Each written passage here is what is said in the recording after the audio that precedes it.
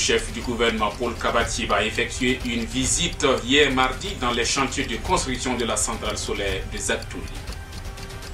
Les cours vont reprendre bientôt dans les écoles de la province du Soum. La décision a été prise après des rencontres d'échange entre une délégation gouvernementale et les acteurs de l'éducation et les populations de la dite province, maintes fois attaquées par des terroristes. À l'international, nous ferons un tour au Bénin où le Parlement a rejeté la recevabilité du projet de loi du président portant révision de la Constitution. Mesdames et messieurs, voilà pour la une du journal de ce mercredi 5 avril 2017 sur la radio B24. Bonjour et merci de nous suivre. Le Premier ministre Paul Kabatieba, en compagnie des partenaires financiers intervenant dans le projet de la centrale solaire de Zagtouli, notamment l'Agence française de développement, ont effectué hier mardi 4 avril une visite à la centrale solaire de Zagtouli pour constater l'avancement des travaux. Le projet de construction de la centrale solaire photovoltaïque Zagtouli, lancé depuis juin 2016, connaît à ce jour un taux de réalisation des travaux de l'ordre de 48%.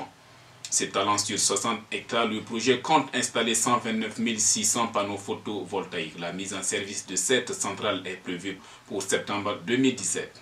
Elle produira 55 000 gigawatts par an. La particularité de cette centrale est qu'elle aura la capacité de produire une électricité peu coûteuse. Cette centrale est une de mes plus grandes satisfactions depuis que le président du Faso m'a fait l'honneur de me confier la responsabilité du gouvernement, a confié le Premier ministre Paul Kabatieba à l'issue de la visite des installations en cours.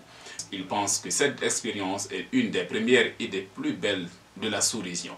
La centrale a été financée par l'AFD à hauteur d'environ 14 milliards de francs CFA et le FED à hauteur d'environ 16 milliards de francs CFA. La réalisation a été confiée à l'entreprise française Chegelec.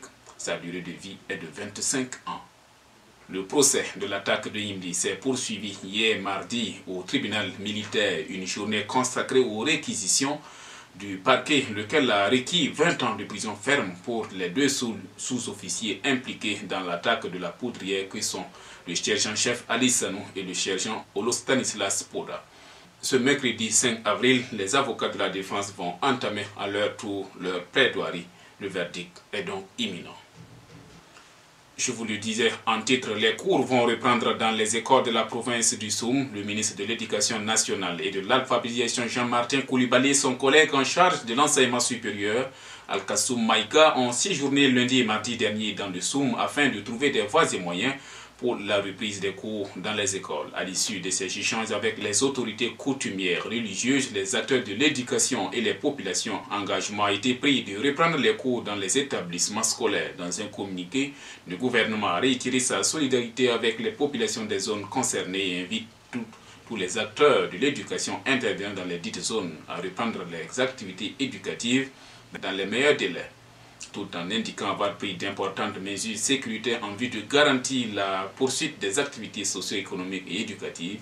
Le gouvernement a invité les structures communautaires à accompagner les enseignants pour la réussite de la reprise. Cette dernière semaine, il a été rapporté à la Croix-Rouge burkinabé que des individus mal intentionnés se faisant passer pour ses employés basés à Bobo de Lasso proposeraient des postes de caissier dans le cadre d'un recrutement qu'aurait lancé la Croix-Rouge burkinabé. Les candidats contactés au téléphone par ces gens devraient payer par transfert monétaire électronique la somme de 33 800 francs CFA censée servir à l'achat de blouses, de dossards et d'autres équipements liés à cet emploi.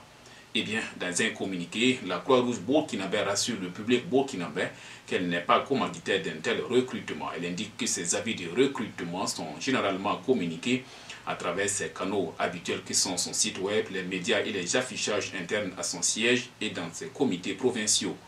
Ces avis portent toujours ses insignes distinctifs et sont signés par ses premiers responsables. Par conséquent, elle en appelle à la vigilance des populations pour éviter de se faire arnaquer.